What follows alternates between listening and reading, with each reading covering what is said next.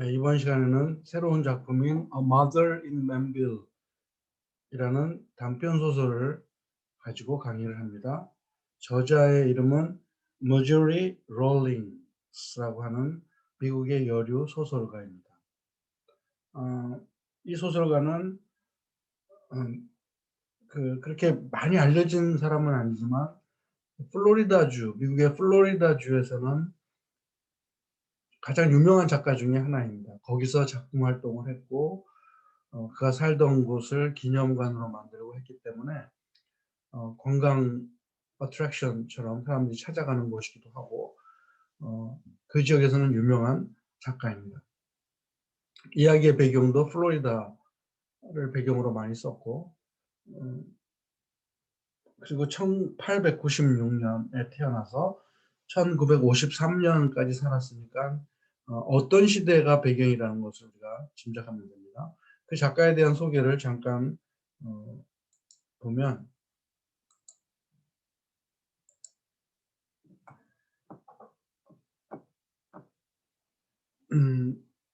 이 작가는 The Yearling이라는 1년 된 사슴 이야기로 제일 유명한 퓰리처상도 받고 또 영화도 제작되고 굉장히 유명해진 작가입니다. 뭐 여기에 이 사람의 삶에 대한 이야기가 쭉 있는데 읽어보면 자신의 소설에서 플로리다주에 처음 갔을 때 만난 이웃 어떤 한 여인을 소개받고 그리고 그 지역에 대한 이야기를 쓰면서 그 여자를 언급했어요. 그 여자를 소설 속의 인물로 등장시켰는데 나중에 그 여자가 소송을 걸어서 명예훼손으로 소송을 걸은 사건이 벌어집니다. 우리가 해리포터를 쓴 J.K. 롤링의 이야기에서도 봤지만 그 친구들이 자신들의 이름을 죽음을 먹는 자들이라고 하는 나쁜 캐릭터의 이름으로 사용했어도 롤링을 상대로 소송하지 않았다는 얘기를 연설문에서 했습니다. 그런 얘기를 들어보면 정말 자기가 소설 속에 등장하게 되면 소송을 걸 수 있다는 그런 가능성을 주는 이야기죠. 롤링이라는 이쪽의 롤링 이름 비슷하지만 롤링스라는 미국 소설가는 이미 그런 일을 당했던 거죠. 그러니까 이웃 사람을 소설 속에 등장시켰는데 그냥 바로 자신을 막대 먹은 여자, 달코 다른 여자라고 묘사했다고 소송을 걸었어요. 근데 그 여자의 어떤 증언을 보면 그 여자에 대한 증언을 보면 굉장히 못되고 거칠고 그런 여자인 것을 알 수 있습니다. 근데 이 작가는 그런 나쁜 의도라기보다 그냥 그 캐릭터를 살려서 소설 속에 넣었는데 바로 자기를 묘사한다고 소송을 걸었는데 1심에서는 이게 무슨 명예훼손이냐 하고 그냥 재판을 열지를 않았어요. 그래 갖고 기각을 했는데 2심에 가서 그 소송한 사람을 승소하게 만들고 재밌는 것은 재판관이 벌금을 얼마를 때렸냐면 $1를 때렸습니다. 별로 중요하지 않다는 암시죠. 그럼에도 불구하고 이 작가는 그 소송에서 졌다는 것 때문에 좀 충격을 받고 그다음부터는 플로리다에 대한 이야기도 안 쓰고 지역 사회에 대한 이야기도 안 쓰고 그랬다는 이야기가 있습니다. 그리고 이 사람은 2번 결혼을 했는데 한 번은 이제 금방 이혼을 하고 두 번째 남자는 한 5살 연하의 호텔을 경영하는 사람과 결혼을 했습니다. 그런데 롤링은 56년에 57세에 죽었거든요. 53년도 1953년도에 사망했으니까 57세에 죽었는데 그 두 번째 남편은 1997년에 죽었어요. 90살을 훨씬 넘겨 살았죠. 40몇 년을 사별한 채 살았는데 이 사람이 자기가 경영하던 호텔도 다 개조해서 그 죽은 아내의 어떤 기념관처럼 만들었습니다.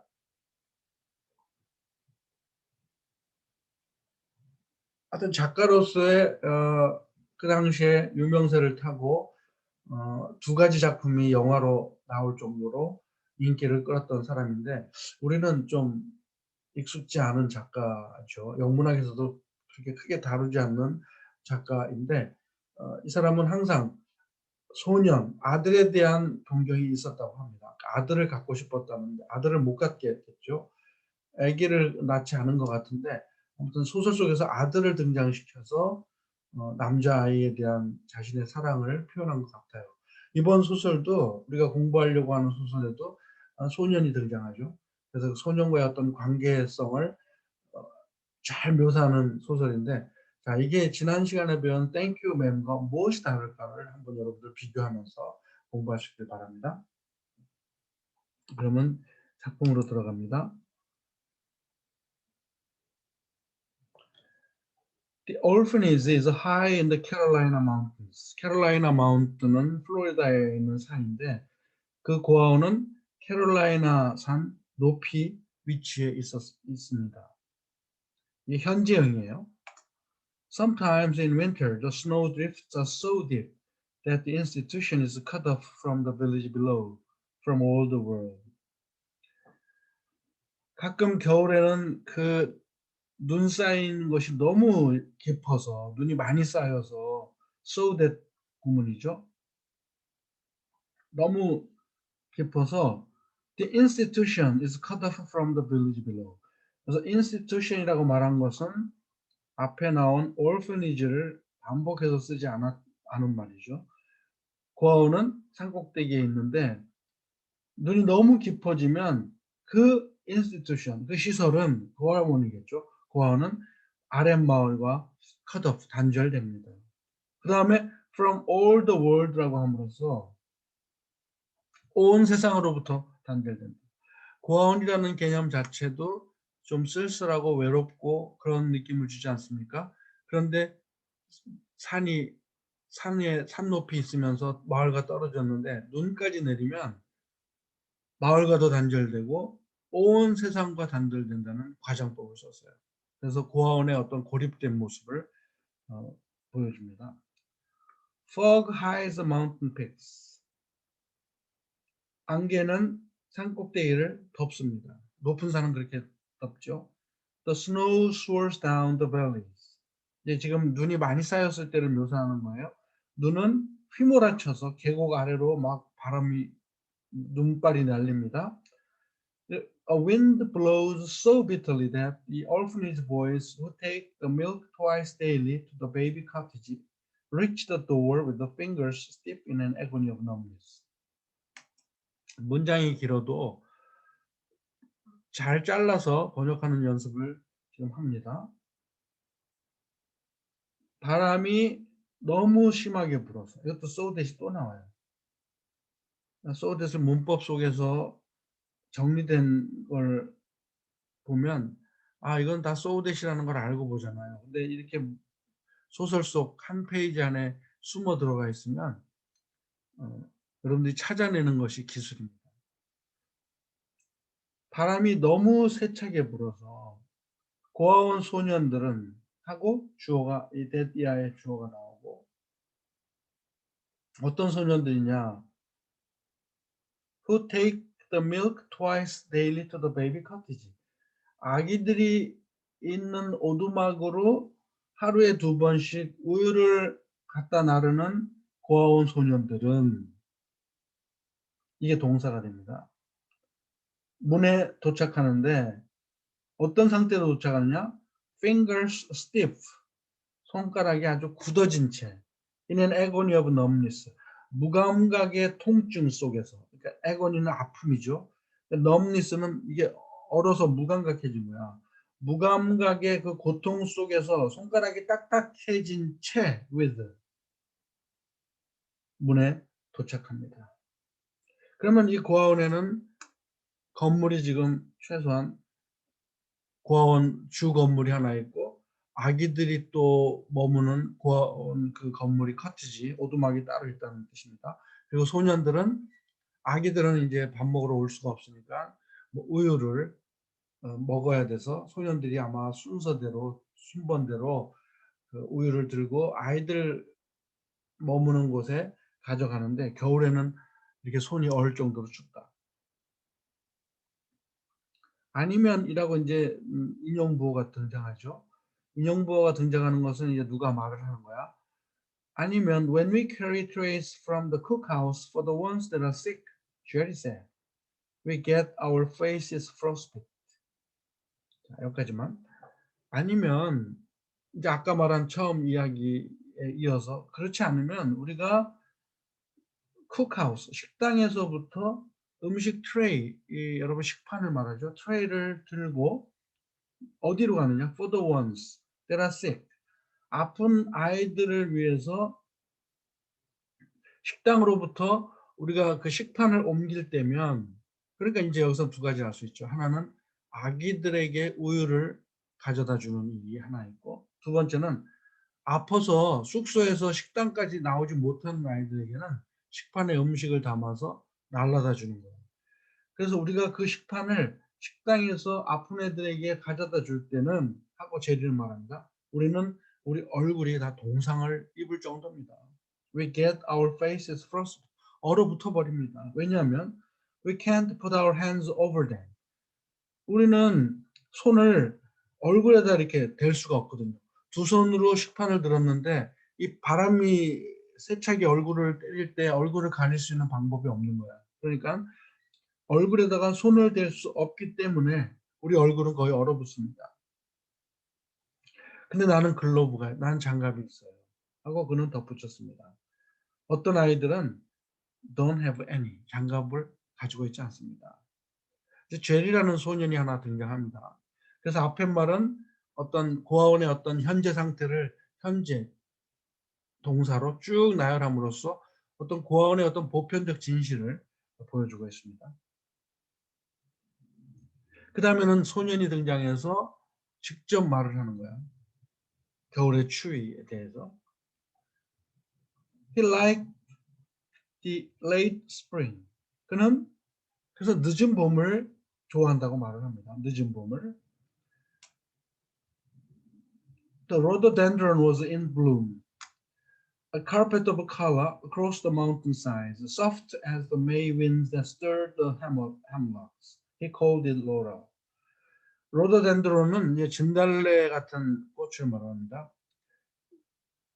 진달래류의 꽃, 뭐 철쭉 같은 꽃도 뭐 그럴 수 있고, 아무튼 그 진달래가 늦은 봄에는 아주 was in full bloom, 완전히 만발하게 핍니다.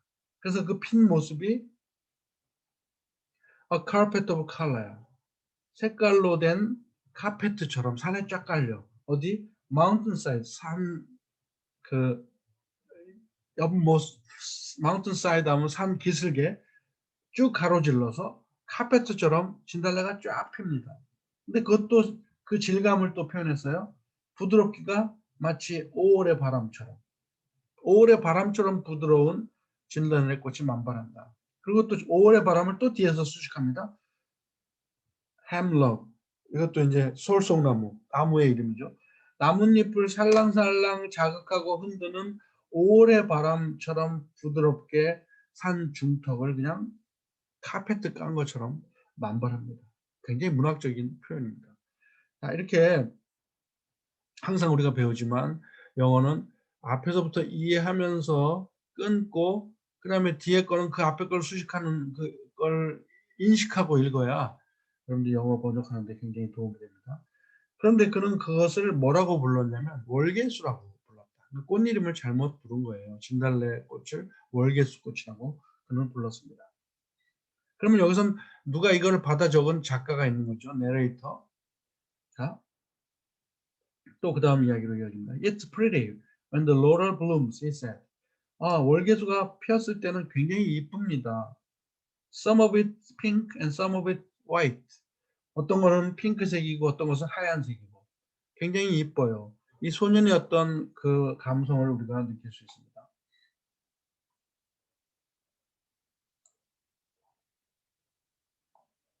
이렇게 고아원에서 살고 있는 어떤 소년이 겨울에 대한 이야기, 봄에 꽃필 때의 이야기를 한 다음에 이제 I라는 내레이터가 처음으로 등장해요. I was there in the autumn. 지금 겨울 얘기했죠. 봄 얘기했죠. 그리고는 이 작가가 쓴 I라는 내레이터는 가을에 거기에 갔다는 뜻입니다. 그러니까 겨울 얘기나 뭐 봄 얘기는 이 소년한테 들은 거야. 나는 가을에 거기에 도착했습니다. I wanted quiet isolation to do some troublesome writing. 나는 좀 조용하고 좀 이렇게 외진 곳을 원했습니다. 뭐 하려고? 좀 골치 아픈 글쓰기를 좀 하려고. 그러니까 좀 어려운 글쓰기가 남았는데 이게 도시에 있으면 안 돼. 좀 외딴 곳에 가서 해야 되겠다라는 생각을 해서 이 고아원이 있는 산을 찾았다는 뜻입니다. I wanted the mountain air to blow out the malaria from too long a time in the subtropics. 나는 산 공기를 좀 원했습니다. 뭐 하려고? 날려보내기 위해서. The malaria.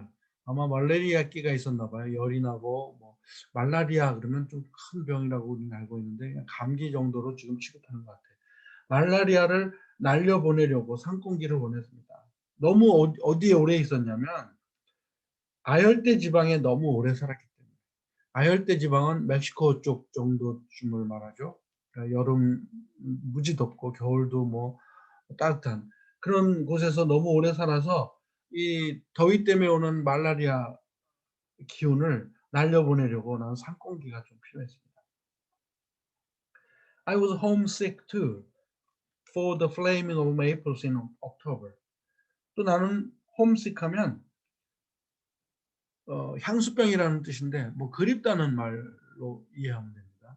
반드시 어떤 고향을 그리워한다는 개념보다 어, 어떤 대상을 보고 싶고 그리워할 때도 홈식이라는 표현을 한다는 거죠. 여기서 그러면 나는 또 뭐가 그리웠냐면 10월에 불타는 은행나무, 단풍나무도 나는 그리웠습니다.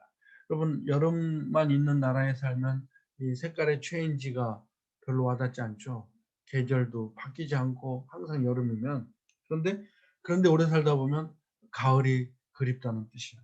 가을에 불타는 단풍나무가 그리웠고 the corn shocks, corn shock 하면 옥수수 줄기 이렇게 다 걷어들인 옥수수 누런 줄기 스탁을 말하죠.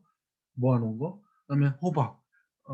할로윈 때 이렇게 뭐 잘라서 모양을 낸 다음에 안에다가 촛불 넣어갖고 도깨비를 만드는 그런 펌프킨을 말하겠죠. 그런 것도 그리웠고 그리고는 black walnut trees. 검은 호두나무도 그리웠고 and the lift of hills. 언덕이 오르락내리락 하는 것도 그리웠습니다. 그래서 the lift of the hills라는 말을 통해서 우리는 뭘 느껴야 되냐면 평평한 데만 살게 되면 좀 높은 언덕 같은 게 그립다는 뜻이에요. 우리나라는 산이 많기 때문에 사실 그런 그리움은 전혀 없죠. 그런데 내가 오랫동안 아주 산이 없는 곳에서 살아봤었는데 정말 답답합니다. 높은 데 뛰어 올라가고 싶고 막 점프하고 싶고 내가 막 납작하게 깔린 느낌이 들거든요. 그러니까 이렇게 산에 올라가서 이렇게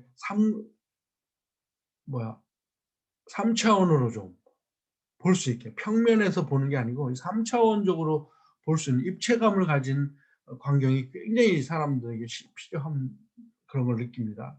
낮은 곳에서만 살다 보면. 그러니까 the lift of hills, 언덕이 오르락내리락 하는 것도 그리웠습니다. I found them all living in a cabin that belongs to the orphanage. 나는 그 모든 것을 다 발견했습니다. 그래서 them은 앞에 말한 그리워했던 모든 것입니다. 어디에서 살면서 오두막에 살면서 어떤 오두막? 고아원에 속한 오두막. 고아원에서 오두막을 만들어 놓고 사람들에게 빌려주는 거예요. 거기서 뭐 기거 좀 한 달에 얼마씩 받고 그런 곳에 들어가서 글 쓰려고 이제 고아원에 속한 오두막에 살면서 내가 그리워했던 것을 다 찾았습니다. 우리는 어떻게 했어요, 과거에? 고시 공부한다? 뭔가 뭐 굉장히 글을 쓴다? 하면 절에 갔죠. 산에 있는 절.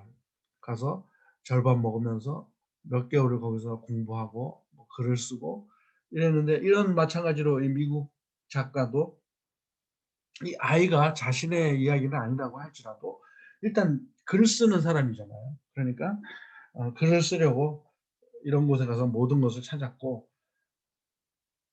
그리고 고아원을 또 뒤에서 수식하죠. Half a mile beyond the orphanage farm. 반마일 떨어진 그 캐빈, 오두막집. 어디서부터 반마일이냐면 고아원 농장으로부터 반마일 떨어진 고아원에 속한 오두막집에 살면서 나는 내가 그리워했던 것을 다 찾았습니다. When I took the cabin, 내가 그 캐빈에 들어갔을 때 I asked for a boy or man to come and chop wood for the fireplace. 나는 소년이나 남자 하나를 불러달라고 요청했습니다. 와서 화목제물, 화목나물, 불 뗄 나무를 좀 패달라고 남자아이나 어른 남자를 요청했습니다. The first few days were warm. 처음 몇 날은 따뜻했습니다. I found what wood I needed about the cabin. No one came and I forgot the order.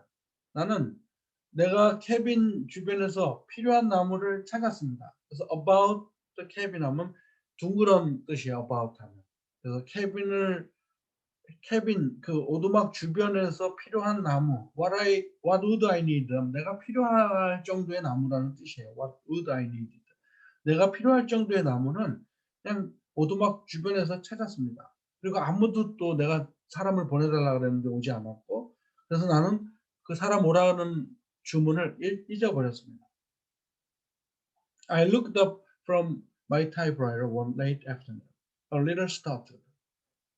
그런데 어느 날 오후 늦은 오후 타이프라이터에서 고개를 들어서 봤을 때 깜짝 놀랐습니다. 그래서 I looked up from my typewriter one late afternoon, a little startled. 깜짝 놀라서 타이프에서 고개를 들고 쳐다봤다. A boy stood at the door. 소년이 문 앞에 서 있었습니다. 그리고 my pointer dog, 내 사냥개, 개를 데리고 있었나 보죠. 나의 개는 my companion인데 was at his side. 그의 옆에 서 있었습니다. And had not barked to warn me.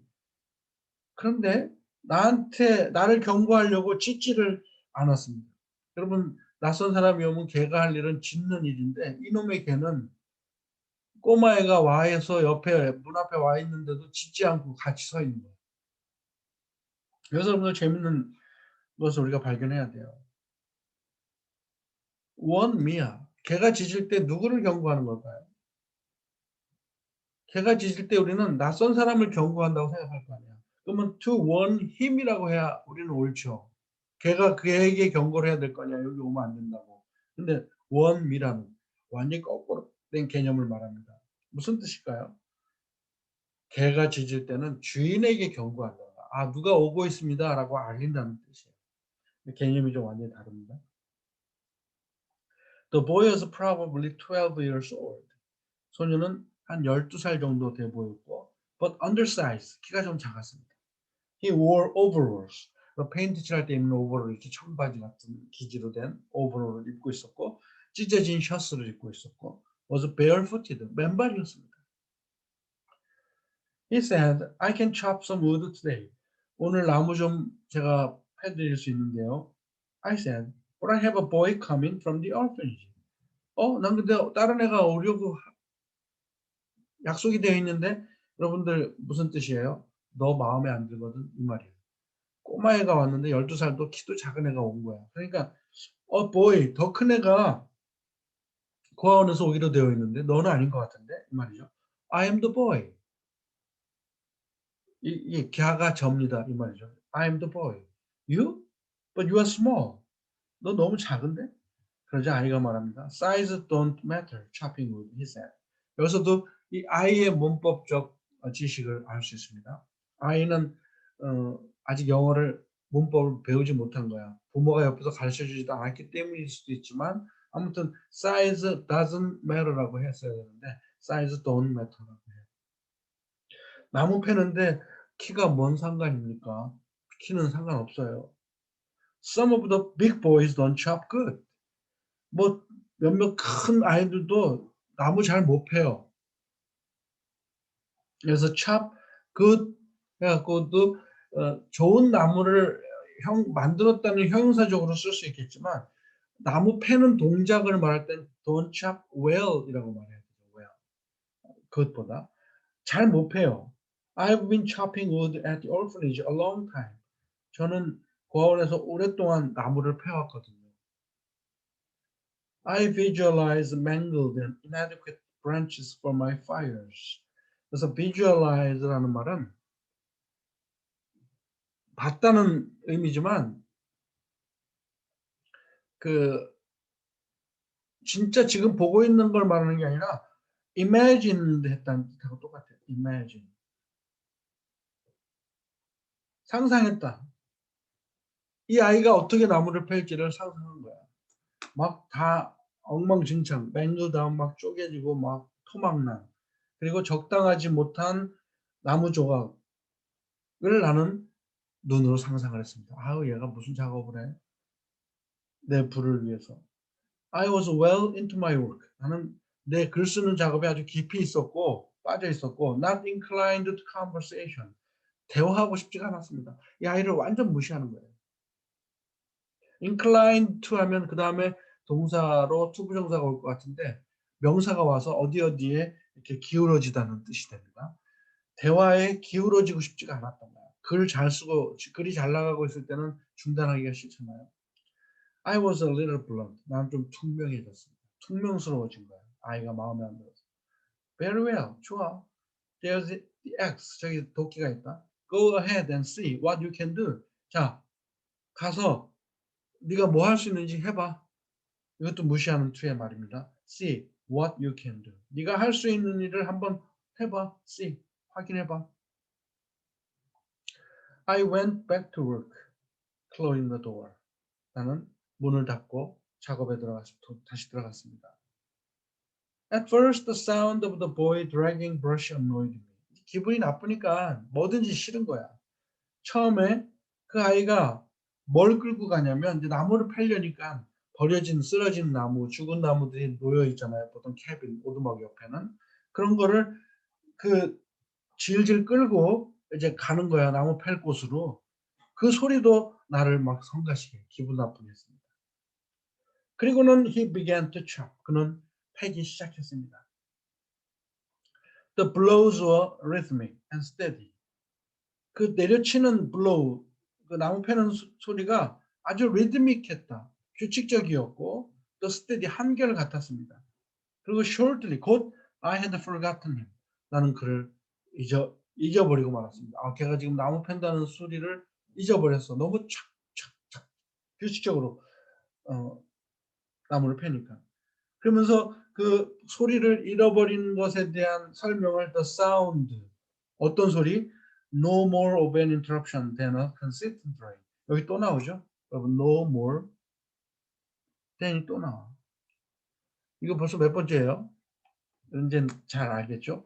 이게 앞에 거 A하고 뒤에 B하고 than이야 하고 같다는 뜻으로 해석하라 그랬죠?